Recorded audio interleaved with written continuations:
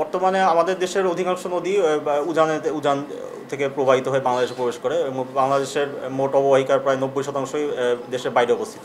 এই আন্তঃনদী ব্যবস্থাপনার কারণে এবং বন্যা পূর্বাভাসের স্বার্থে আমাদের যে আন্তঃসীমান্ত দেশগুলোর সাথে সার্বক্ষণিকভাবেই মানে পানি তথ্য আদান প্রদান প্রক্রিয়া চালু আছে। ইতিমধ্যেই আমাদের ভারত সহ কিছু দেশের সাথে আমার উজানের দেশগুলোর সাথে আমাদের মানে পানি সম্পর্কিত তথ্য আদান প্রদানের পদ্ধতি চালু আছে। তো বর্তমানে আমরা যে আকস্মিক বন্যা পরিস্থিতিটা অতিবাহিত করলাম, সেটা মূলত আসলে আমাদের ভারতের ত্রিপুরা রাজ্যের উজান থেকে এই নদীগুলো প্রবাহিত হয়ে বাংলাদেশে প্রবেশ করে।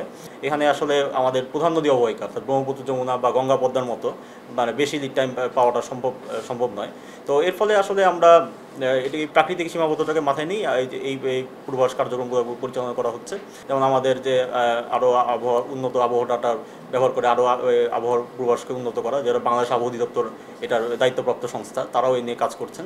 তো আশা করা যাচ্ছে ভবিষ্যতে এই সংক্রান্ত কার্যক্রম আরও বেগবান হবে। বর্তমানে আসলে নদ নদীর পানি এখনও যেহেতু পুরোপুরি বিপদসীমার নিচে নামেনি, এই বিষয়ে কোনো পূর্ণাঙ্গ তথ্য এখনও পাওয়া যায়নি।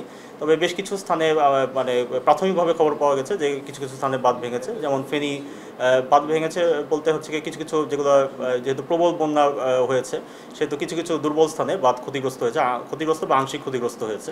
এর মধ্যে ফেনী নদীতে মানে প্রাথমিক তথ্য অনুযায়ী 3 থেকে 4টি স্থানে ক্ষয়ক্ষতির একটা প্রাথমিক তথ্য পাওয়া গেছে। এছাড়া কুমিল্লাতেও দেবিদার কাছাকাছি স্থানে ওই একটি স্থানে ক্ষয়ক্ষতির খবর পাওয়া গেছে এবং খোয়াই নদীর হবিগঞ্জেও একটি স্থানে প্রাথমিক ক্ষয়ক্ষতির খবর পাওয়া গেছে। প্রথম কথা হচ্ছে যে আসলে যে পানি বিজ্ঞান তথ্য আদান প্রদান হয় এটা হচ্ছে আমাদের সাথে মানে দ্বিপক্ষীয় চুক্তির মাধ্যমে পানি আদান প্রদান হয় এবং ওর উপর ভিত্তি করেই পরবর্তী পূর্বাভাস কার্যক্রম পরিচালনা করা হয় এবং ওর উপর ভিত্তি করেই বলা হয়েছিল যে আগামীতে নদ নদীর পানি বিপদসীমা অতিক্রম করতে পারে, যেটা 1 থেকে 2 দিন পূর্বে পূর্বাভাস ছিল। তবে কোনো কাঠামোগত তথ্যাদি ভারতের সাথে মানে এই মুহূর্তে আদান প্রদান করা হয় না।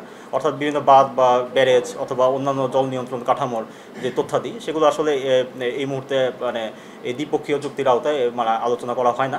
যে বর্ষা মৌসুমের একটা দীর্ঘমেয়াদী পূর্বাভাস প্রতি বছরই এটা মূলত হচ্ছে কি আবহাওয়া সংস্থাসমূহের একটা সম্মেলন, যে সেখানে মূলত একটা দীর্ঘমেয়াদী পূর্বাভাস প্রদান করা হয়। তো মে মাসের পূর্বাভাসে বলা হয়েছিল যে দক্ষিণ এশীয় দেশগুলোতে এই বর্ষা মৌসুমে স্বাভাবিক থেকে বেশি বৃষ্টিপাত হওয়ার সম্ভাবনা রয়েছে।